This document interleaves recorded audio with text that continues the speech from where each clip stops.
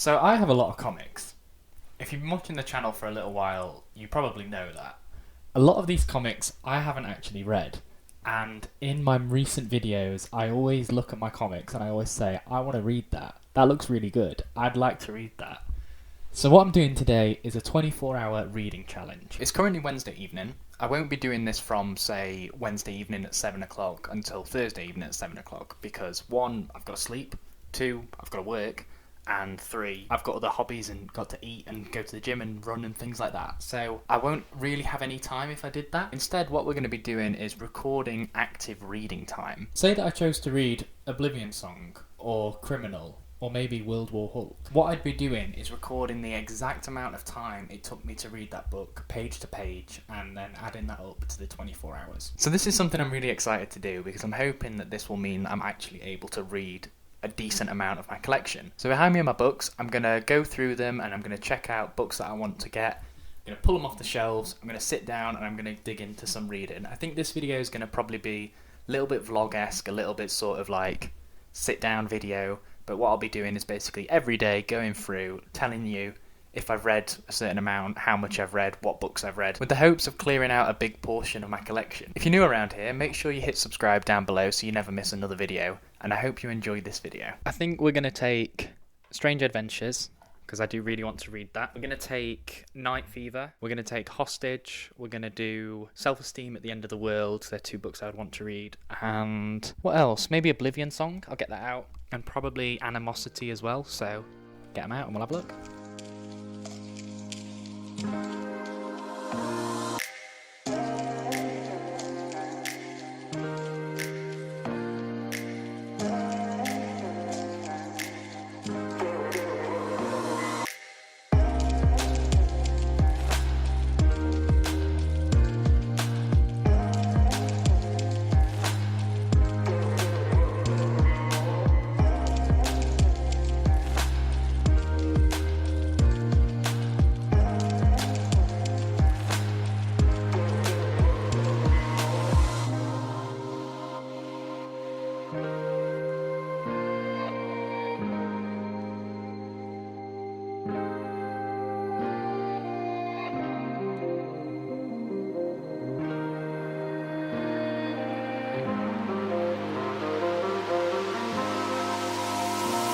Next up we're going with the fade out.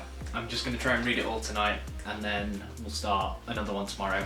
So get the timer back out. I'm currently sat at 37 minutes. We will see where we end up after I try and finish this one. So here we go, 37 minutes and we're off.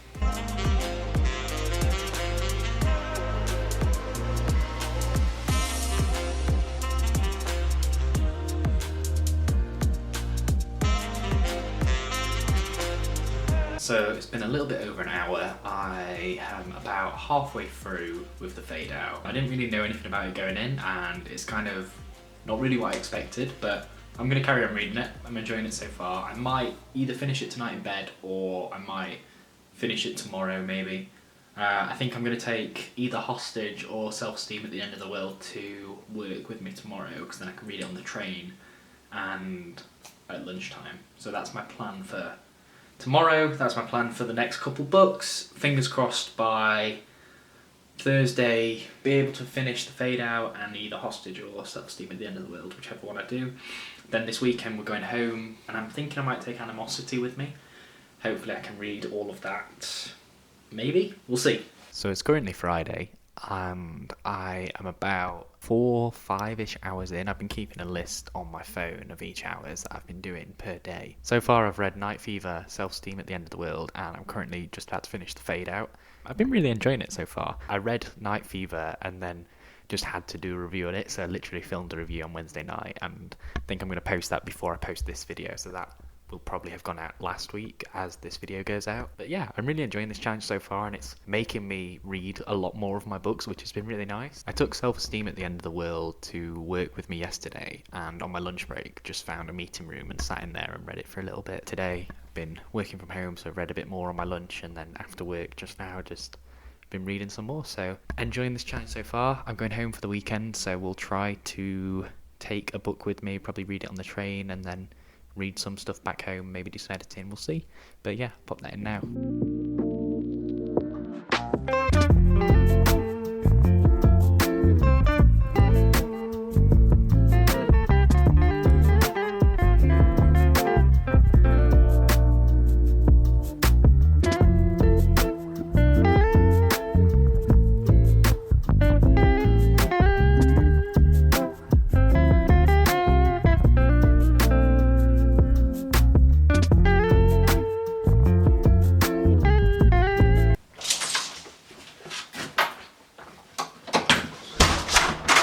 So we're back in London now, back home from the weekend, and over the weekend I was able to get quite a lot of progress done. I actually ended up reading all 3 of the Umbrella Academies, and I'm really happy with that because I wasn't expecting to be able to read all of them, but I was able to read all 3 of them. I think we're now sat at about 8-ish hours. So next one to read will be Hostage. I'm going to start reading that, and then maybe Animosity.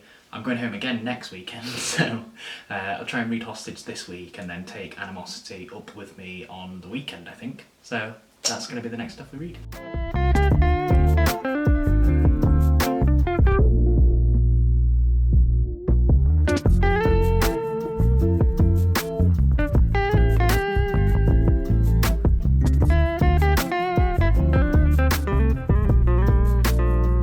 Hi everybody.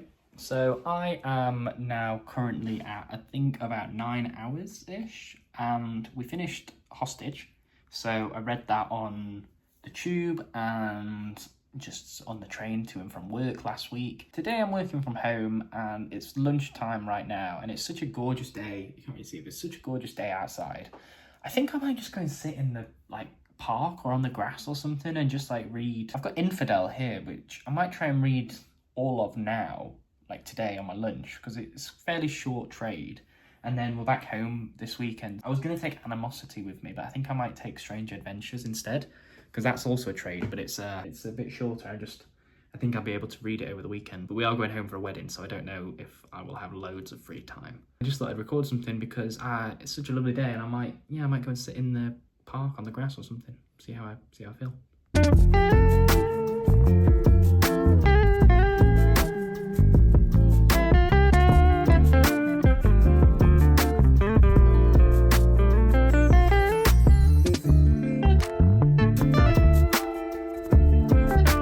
Currently I'm on my lunch break at work. It's a very sunny day, so I chose to come and sit up on the roof. It's really nice blue sky. And I've got Crossover with me, which I read the first one of a while ago, but I haven't read the second one. So I think we're currently about 13-ish hours into the challenge. About halfway through now, and I've read a fair few things. I've read Strange Adventures since I think the last time I filmed anything. I can't really see because it's very bright up here, and I'm also worried that someone from work might come out and see me filming myself. So I'm gonna get to reading, and I'm also gonna have my lunch here. Got some loaded potato skins.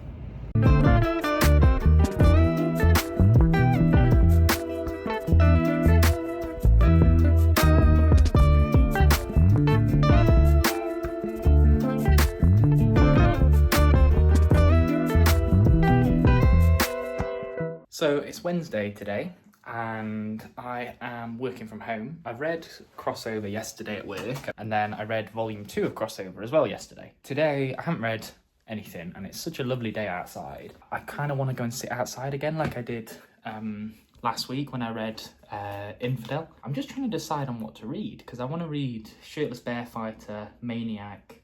I want to reread Human Target, because I'd like to do a review on that. I want to read Animosity. I've got Pride of Baghdad. So much stuff.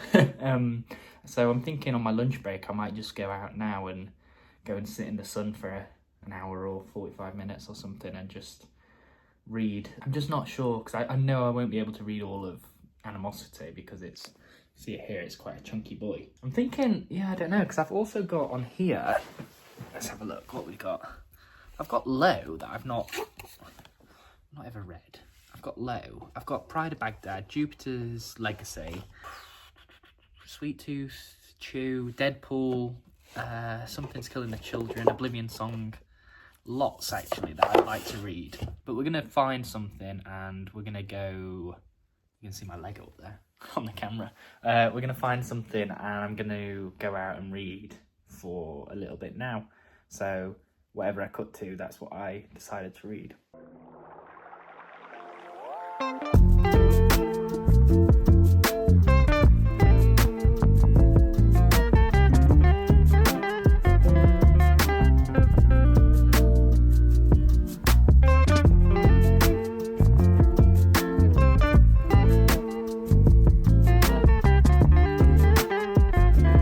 So for about the last week or so, I've been reading this book, Marguerite Bennett's Animosity, when I've been in bed, and I've been enjoying it so far. It's been interesting.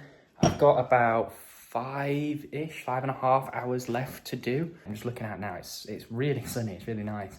I think I'm gonna put the egg chair that we've got back up, and I think I'm just gonna sit out on our balcony and read for a little bit. So I'll film myself doing that. I've also realised I'm wearing the same glasses and jumper combo that I think I've worn a couple times in this video. That was on different days. I do have different clothes, I promise. I just really like this jumper, and I just, it's my comfy, like, comfort jumper. I just wear it. I promise I have other clothes. But yeah, I'm going to put the cushions back on the egg chair and then sit and read Animosity for an hour or two. And then hopefully, it's Sunday today. My plan is to try and get this challenge done over the next couple of days, edit this video as I go. I haven't edited any of it yet. And I want to try and get it up on Wednesday, because last Wednesday just gone, I didn't put a video up. And that was the first time since I've come back that I've not done a video. I thought about doing a post just saying like, oh, no video this week because I'm working on a bigger sort of challenge, but I just didn't. I just decided to leave it because I don't want to get sucked into, I have to put a video up every single Wednesday, every single Thursday, whatever. I need to remind myself I'm doing this because I like doing it. And that's what I'm saying in my video back. I'm doing it because I like doing it. And things like this, like the 24-hour reading challenge, I'm doing because I enjoy doing it and I want to do this. So yeah, I'm just going to edit this video with the aim of getting up on Wednesday, but if I don't, I don't, but we'll see. I want to try and push myself to do it, but again, I need to remember, just do it when you want to do it. But let's get the egg chair up, let's start reading Animosity a bit more, and take it from there.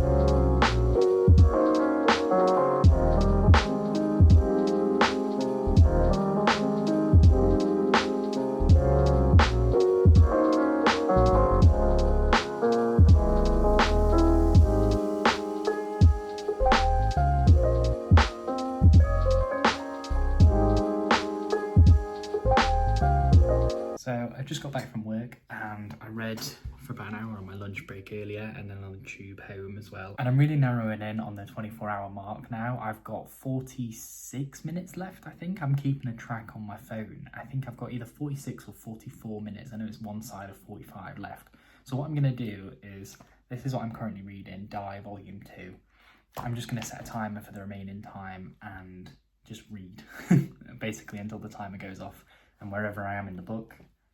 So we're going to have to stop, but I'm definitely going to finish this book and this series.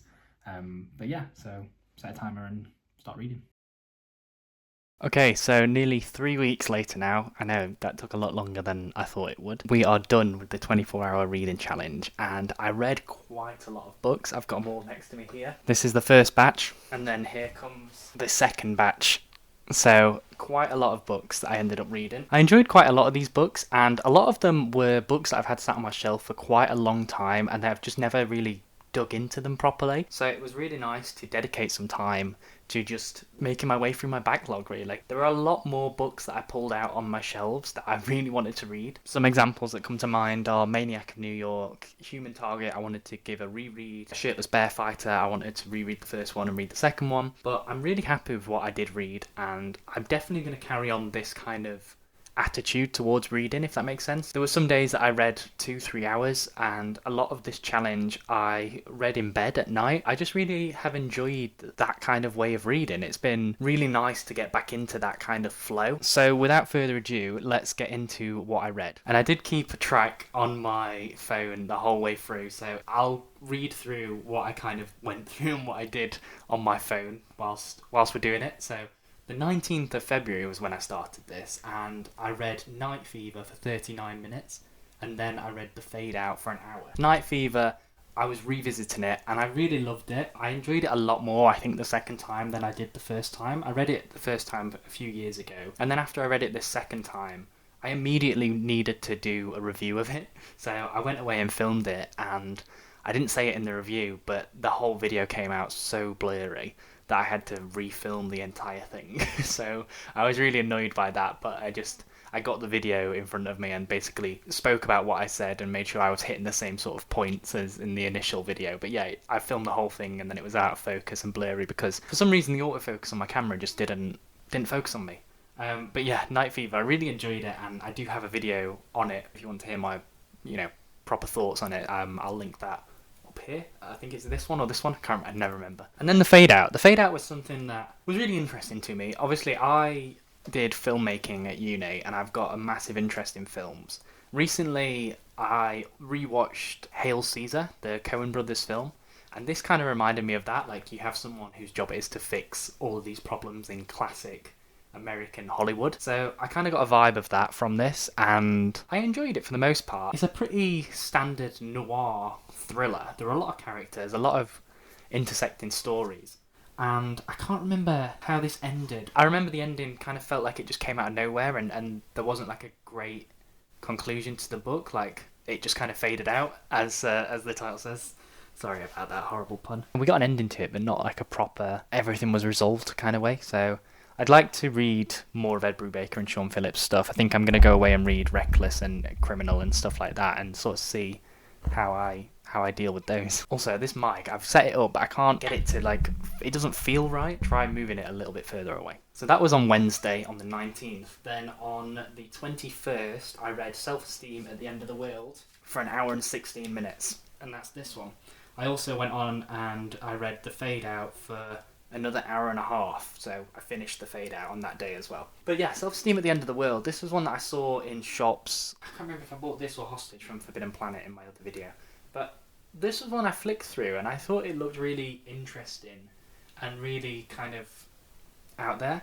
There's a subtle subtext to this that the world is ending, and I really enjoyed that all the way through. There's a great flood coming in. I don't know loads about this writer, and I think if you know more about them and more about their earlier work, you probably enjoy this maybe a bit more because it gets quite meta, especially at the end. They basically bring one of their other books to life and make a film out of one of their earlier works. It's an interesting way to go about it, and then they actually have that comic in the end of this book. They have it here. If you're like me and you haven't read it, you then get to go and read this comic at the end. As far as indie autobiographical kind of books go, I really enjoyed my time with this. I thought it was a lot of fun. There's a lot of time skipping in this, and so you kind of get to see this character at different stages in his life. Not from childhood into adulthood, but just kind of 5 years at a time. So you kind of see him dealing with different things as his life progresses, and I really enjoyed it. I think for me, as someone that has struggled with self-esteem issues quite a lot recently, seeing this character that's kind of a bit withdrawn was oddly comforting and oddly satisfying. That with the backdrop of the world ending, it kind of had this dull anxiety throughout the whole thing, but it never at times felt like you were going to have a panic attack reading it. I'm not saying it's a comfort read, but it's kind of that almost. I'm aware I don't want to go into any spoilers on any of these books. And if you do want to check any of these books out, I will link all of them down in the description below, so go and check all of them out. If if there's a particular one that you want to read, go and check it out. I'll link it down below. So that was on the Friday. Then on the 23rd, so that's the Sunday, we were back home. We went back home literally 3 weekends in a row this past month. So every time we've gone home, I've taken books up with us. So this one I read on the sofa while 2 dogs were staring at me because they really wanted their food.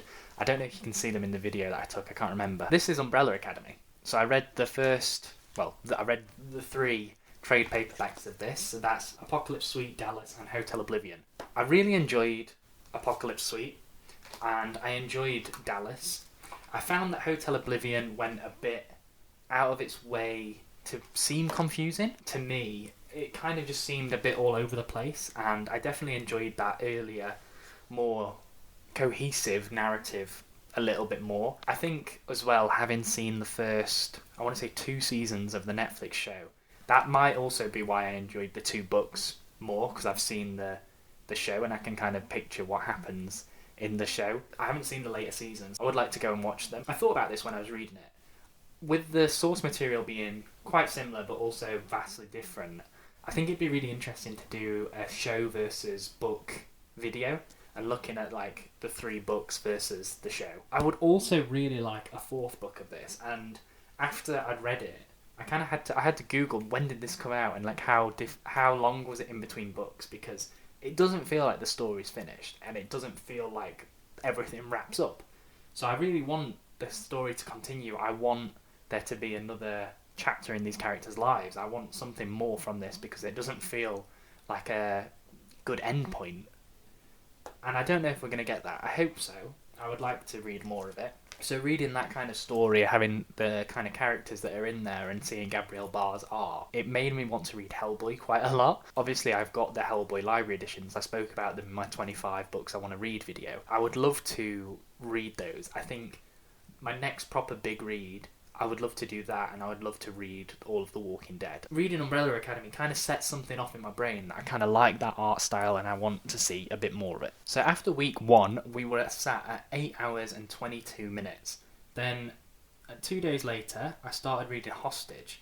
I read Hostage for about half an hour every day from the 25th, 26th, 27th. This was one that I took with me to work, and I read it to and from work on the train. This, again, is another like autobiographical book. It's by Guy Delisle, who, I think that's how you pronounce the name. Someone left a comment on one of my other videos saying that there was a video that dived into all of their work, and they sort of explained everything about this writer, so I went away and watched that, and I found it really interesting. I haven't read any of their other stuff, so I think starting with this, I'm not sure if this is their most popular work, but it's definitely the one I've kind of seen most out of everything that they've done. This, in a word, is a slow burn, and that's a bit of an odd one for a comic because obviously you're sat looking at the pictures and reading the text. What, like 250 pages? It's just somebody going about their day being chained to a radiator in a room. They get moved to a different room.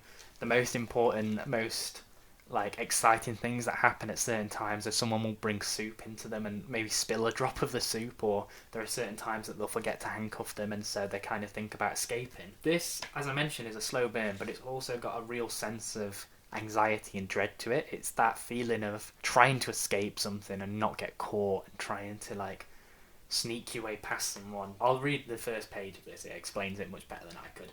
The events reported here occurred in 1997 when Christophe André was working for a humanitarian NGO, I think it's NGO or N60, in Caucasus. The book recounts his story as he told it to me. I don't want to spoil anything, but the ending, there's a big sort of...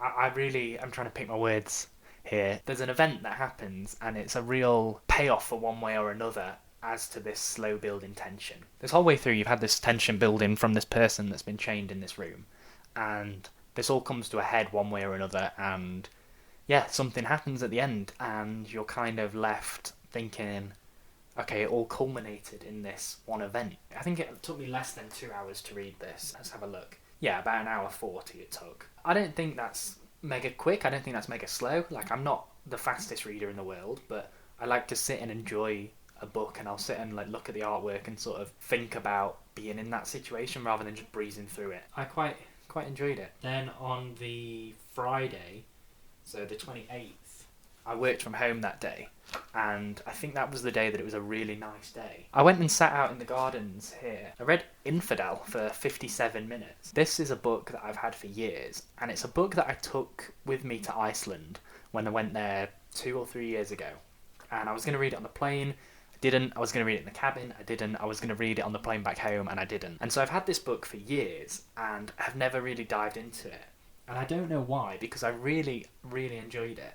As I mentioned in my 25, I think it was my 25 reads video, this is from the point of view of a Muslim woman.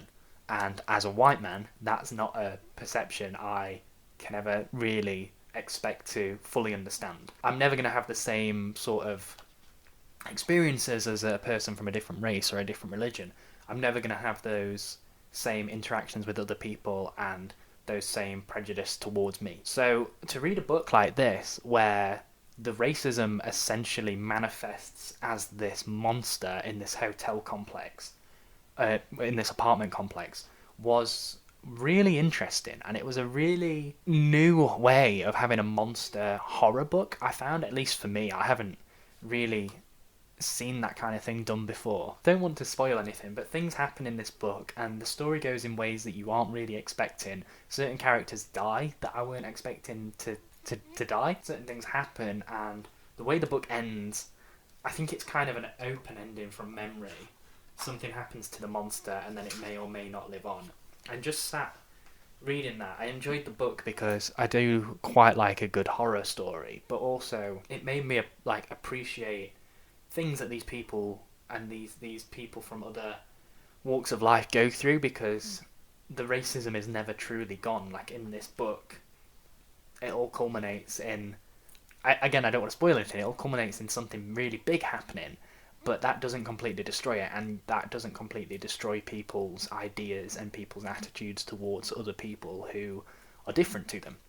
So for me, it was a really, I don't want to say nuanced book, because some of the things, you know, beat you over the head quite a lot with like, this is bad, this is this. But the approach to having a monster who manifests as that kind of attitude towards other people was a new thing for me, at least. One of the things that I saw and I thought was quite an interesting way of doing it was that the monster, and this is a minor spoiler, but I don't want to spoil the most of the book, so the monster kind of manifests, and the whole way through the text, it's people that see it, they will hallucinate it, and so other people that are around them won't necessarily see it, but when they do see it, it just screams these like horrible words and slurs at them, and it's like written all over the book. And it's just kind of that feeling that it's pure hatred, it's pure evil almost. It made the monster scarier, and it made the situation to be in feel more frightening. But I enjoyed it. I'd like to see, I'm not sure if it ever would be, but I'd like to see it adapted, maybe as like a film or as a short kind of TV limited series. I don't think it would have the kind of grounds to do a full series. I'm not sure. I'm sure you could flesh out some of the other characters a little bit more, but I just think it's got kind of a unique enough approach to horror that it might be a bit of an interesting live action thing. So that was Infidel by Pornsak Pichet. Really butchering the name, but yeah, as I mentioned, all these books will be linked down below, so if you do want to check any of them out, I would highly recommend it.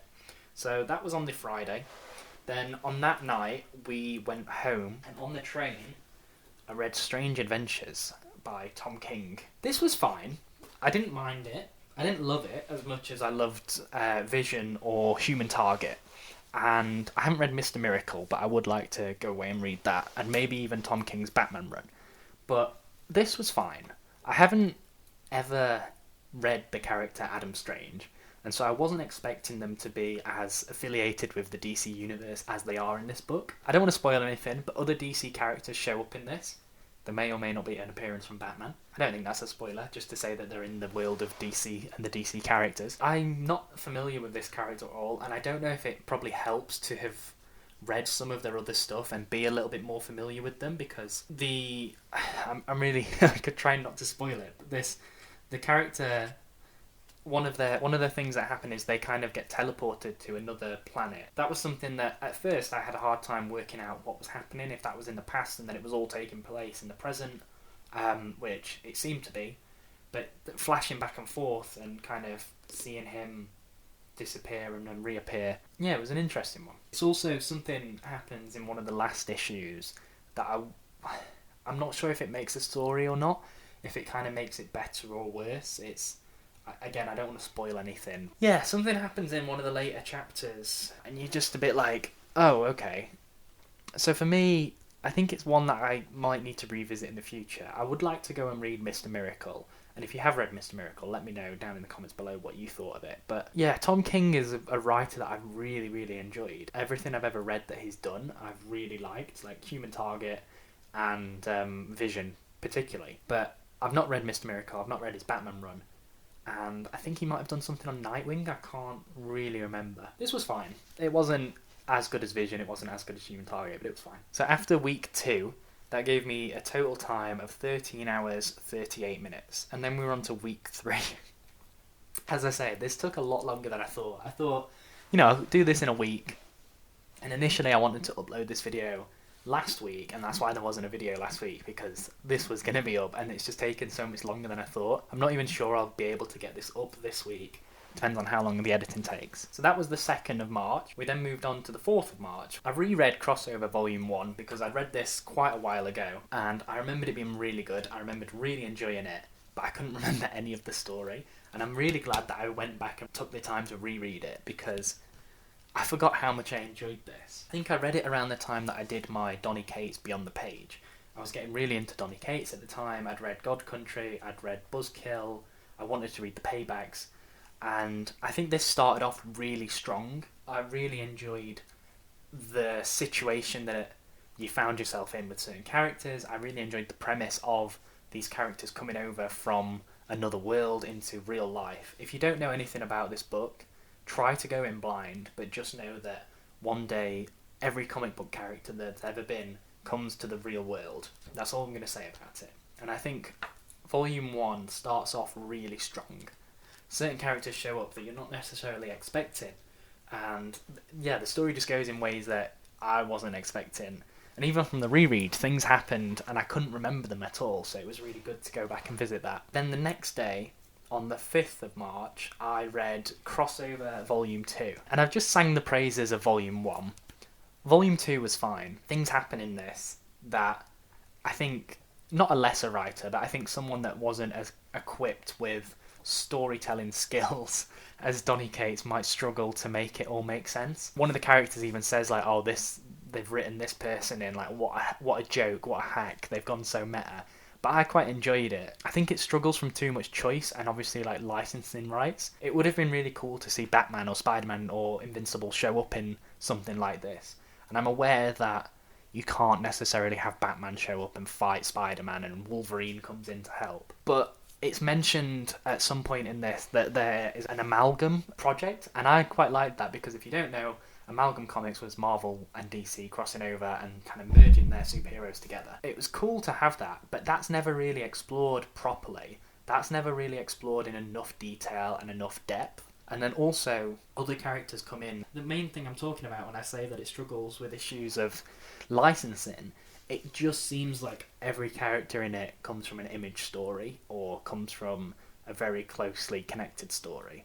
And there's one thing that happens in it where, this is a bit of a spoiler, so it doesn't affect the plot, but it's a bit of a spoiler. Comic book writers end up dead, and Scott Snyder ends up dying. They're trying to work out who's killing all these writers, and when they find Scott Snyder's body, it looks like they find a Batarang.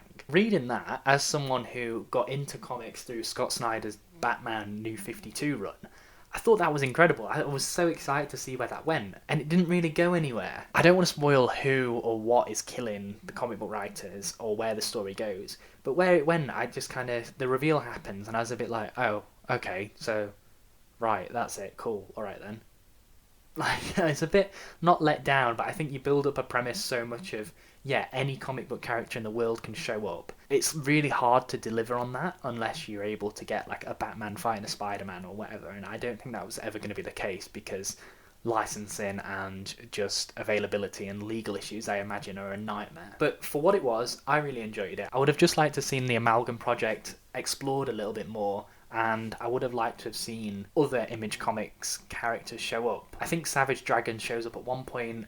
I think Spawn, you might see like their hand or their foot, but you never see characters from like Invincible. You don't see that, and I'm aware it's probably a bit of a nightmare to try and show Mark Grayson or Omni-Man or someone like that in a world like this, because it would just be like, oh, he can come in and save you. Yeah, I don't know. It felt like there was this big well of characters that you could pull from, and they pulled from enough of them in the first issue, but then in the second trade, there just wasn't enough for me. I would have liked to have seen more. It also, at times, I don't think this was necessarily Donny Cates' issue, but I think it struggles to feel a bit like it's not just retreading all of his past works, because I think every character he's written shows up in it at some point. Like, obviously, Hulk doesn't, Venom doesn't, Thor doesn't, but other characters, like, I can't remember the guy's name from God Country and the Paybacks and Buzzkill, like, they all show up. So that same day, I think it was another really nice day, and at lunchtime I went and read Pride of Baghdad in the Gardens again. This was one that, again, I've had on my shelves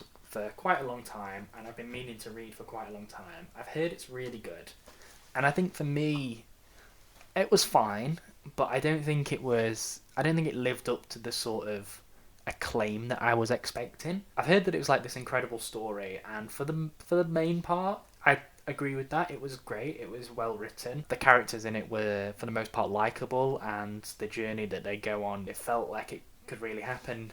At no point did the characters all of a sudden have different motives, but I think it just kind of felt a bit weightless. I know it's a limited series. The story's not going to continue on for 100 issues. I don't want to spoil anything, but 4 lions escape from a zoo during an air raid. The book follows them as they escape the zoo, and then the ending, I don't know, I don't think it really went where I was expecting it to, but in hindsight, I don't know where else it could have gone, because this is based on a true story, and I think the story about that is showing this tragedy of animals who live their life in captivity, and it's from an interesting point of view with the characters and the lions speaking about that and sort of thinking about how life would be different in the wild. And again, yeah, I don't want to spoil anything, but the way it ends is just a very sad, sour note.